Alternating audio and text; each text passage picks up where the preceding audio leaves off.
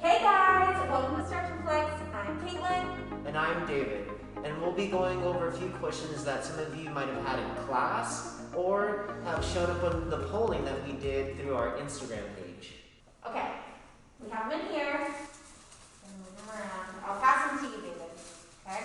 Alright. Pick one, anyone, and then you can answer that question. Okay, so first question.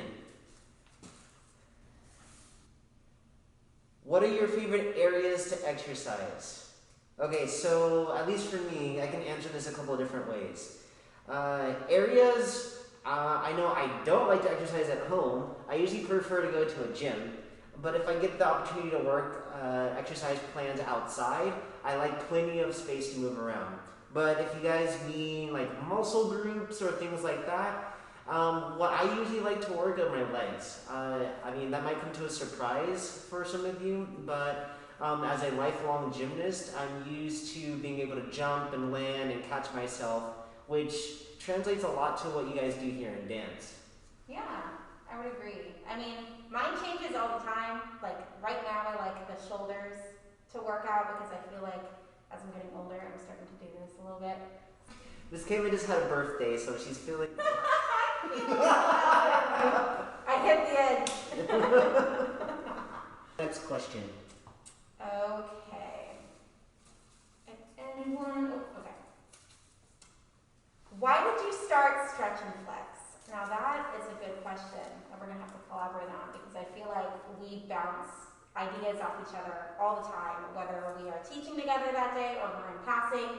And I feel like we are both just really driven people when it comes to exercise and making sure that the dancers know that you don't need to be just flexible, but you need to strengthen your muscles as well in order to hold tilts, in order to maintain a turn or a leap.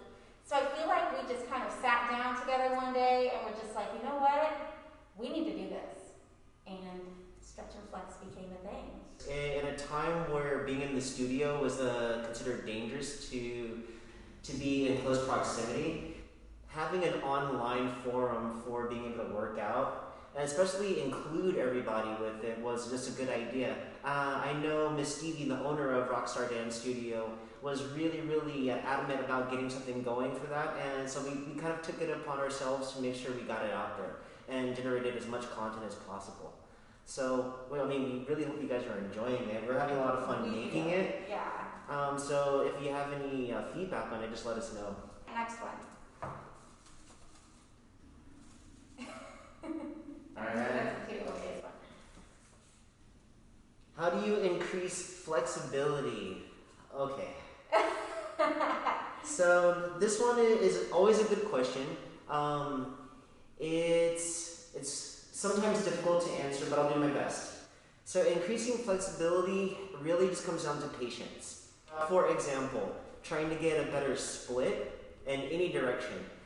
Just know that if you're not already flexible naturally, then taking your time and making sure that you prep your muscles in order to get that elongation of all those muscle fibers, that's going to be the name of the game. You have to go slow and know that over time, with consistent practice, and that's really the big part, is the consistent practice, that you will increase your flexibility. Again, yeah, it is about consistency and just making sure that your muscles are warm before you dive into stretching, or else you're just going to injure yourself. So you want to make sure that you do some jumping jacks, or do a run around the block, or do some high knees or butt kickers, anything like that to get your muscles warm, and then dive into the stretching so that you don't pull any muscles or ligaments.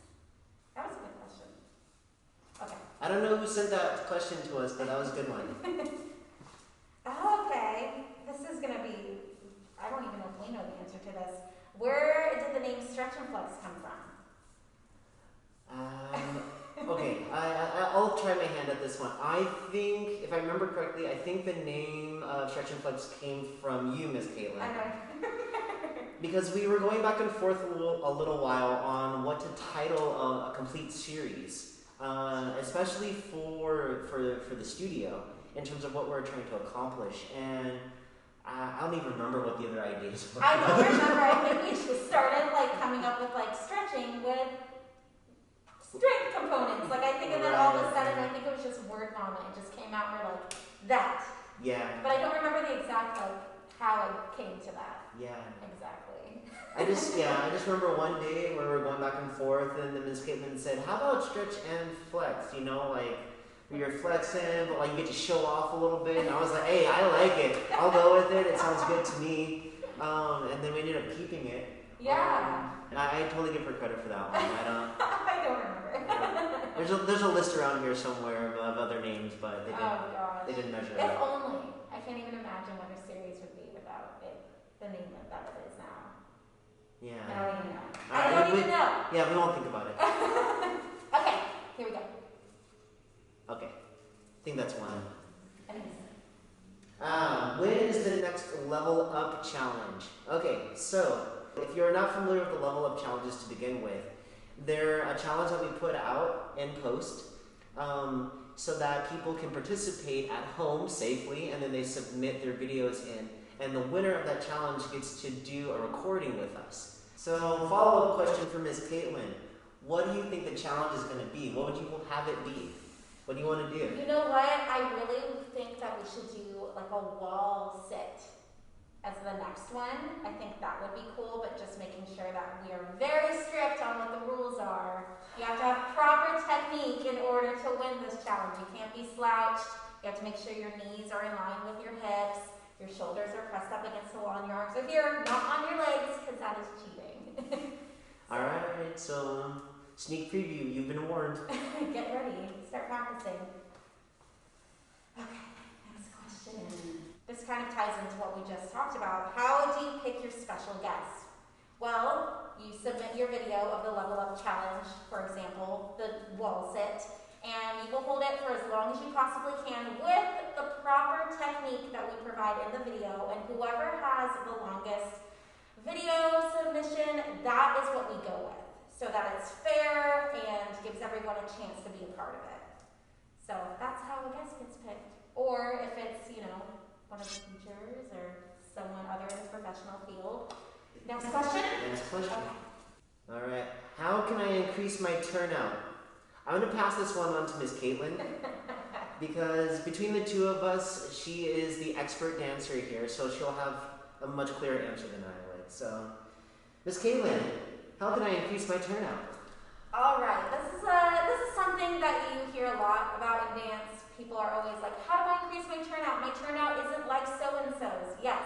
So you might not be born with 180-degree turnout, and that's totally fine. I wasn't. So what you have to do is you have to make sure that you're stretching your turnout, whether it's in butterfly, pretzel. There's so many other stretches that we have covered in our stretch and flex videos, as well as our stretch and flex live classes. But it's not just about flexibility, it's about strengthening those muscles in order to hold your turnout, because you can be flexible up the wazoo. My leg can go up to here, my turnout can be here, but if you cannot maintain that turnout when your leg is 180 or it's at 45 degrees, what's the point of keeping it flexible if you can't hold it? So it's about keeping it flexible and then strengthening that range of motion there so that you're able to hold it. Now, if you want to know what those exercises are, just stay tuned and watch our YouTube series. We did cover it, and we do go over that in our Stretch and Flex live classes, so make sure you stay tuned on when those are available. Yeah, and just as a review, if you want to go back through the YouTube videos, Miss Ali has a really good section in one of the earlier videos that covers the turnout, and Miss Kaitlyn goes over a few stretches that also is appropriate for training that strength and stretching wise. Yeah, just want to make it clear that you never, ever, ever want to force your natural turnout, because your knees are going to get messed up, your hips are going to get messed up, and as a dancer, those are our tools that we need every single day. So never, ever, ever force your turnout to where you can't even straighten your knees, or if you feel your knees buckling forward. So just really make sure that you're practicing it safe and that you're doing it the right way. And we do take questions and also feedback in the Instagram page, also on the YouTube page. So if you want to comment in either one of those forums and ask us questions about what is a safe way to do these things, hit us up, let us know. Even let us know what you're feeling at the time that you're practicing some of these things. That way we can give you some guidance in the right direction. Okay, this is totally random. Oh no. What are your favorite foods? I guess we can both answer this. Okay. I absolutely absolutely love pasta. I don't care if it's fettuccine alfredo, if it's meatball and red sauce. Like, I love pasta. I also love tacos. Tacos are very delicious. Whether it's, I think it's a soft shell that I usually go for. The crunchy one just gets all over the place. And it gets all over. I just can't. It makes me so frustrated when I'm eating it. I'm gonna have to agree with pasta as my go-to answer. I mean, it's just one of the major sources of energy that I had when I was a competitor. My background is in gymnastics and then moving into dance. Like, it's one of the things that kind of fuels me through the day. I'm not gonna lie though, I kind of have a sweet tooth as well. So, you know, I like my cookies and everything. I'm a big coffee drinker, but I know that I have to balance it out with water. But those are gonna be my go-tos. You know, I like my coffee in the morning, I like my sweets now and then, and I like my pastas. I know, you just can't get enough. I can't, yeah. I feel like I can't get through life without most of those things. Carbs! They're great source of energy, guys. Don't just get them out of your diet. Just saying. Okay. But everything in moderation, guys. Yes! Don't go ham, right? Except if you're going, you know, to eat ham. Eat ham. Then I can't go ham. Then you can. Then ham's okay. It's okay. So this question says, how does stretch and flex help me become a better dancer? My general overall answer for that question is body control. It's plain and simple. If you're able to do a lot of the exercises with proper form, good control, even with concentration on breathing, then once you translate some of these motions into your dance, you'll find that your endurance is better and that your overall strength and movements will become better as well. I totally agree with that. I absolutely do. I feel like as dancers, or as, you know, just athletes, it is important to not only stay flexible, but stay strong and making sure that you are activating those muscle groups and are using them in the right way so that it can continue your dance career far beyond 25 than what they say. So it's all about it. Is that the cap, the 25? That's what they usually say. 25 is usually the cutoff for dancers. Their bodies wear out, especially with pointe and ballet. I know that for a fact. As far as hip hop goes, I'm sure that's a whole different age. I think you can just keep going with that. But when it comes to like those pointe shoes and ballet, just the constant using those muscles and forcing them, as long as you guys are keeping your body healthy and flexible and strong, key things right there. One last one, and it is, what are your favorite stretches? Okay, that's a loaded question. It kind of depends on where I'm sore that day. Like if I'm really, really sore in my legs, especially in my hamstrings, I love stretching out hamstrings. I love anything that has to do with splits usually, as if a lot of you may see me in my classes, I do work on splits quite a bit because it's the number one thing that the kids say when they want to have a goal by December, by the end of the dance year. But yeah, it kind of depends on what my body's feeling that day. It's a similar thing for me as well. As we were saying earlier, you know, the type of area that we like to work on. For me, because it's my legs, I'm always going towards butterfly stretches, split stretches, hamstring stretches, calf stretches, just trying to make sure that my hips are nice and mobile, things of that nature, so that I don't feel like I'm ever stiff getting up in the morning or during the day even, when I have to be up and about, you know, just getting things done. So yeah, definitely in my legs for me. And then shoulders, because I too am getting old. So it just happens that way. You know, you want to make sure everything is moving correctly. That's all that is. Exactly. I'm totally for it. So if you have any other questions for us, feel free to send them in the comments. We will be doing another questionnaire with us very soon, so stay tuned for that. Thanks for joining us. All right. Bye.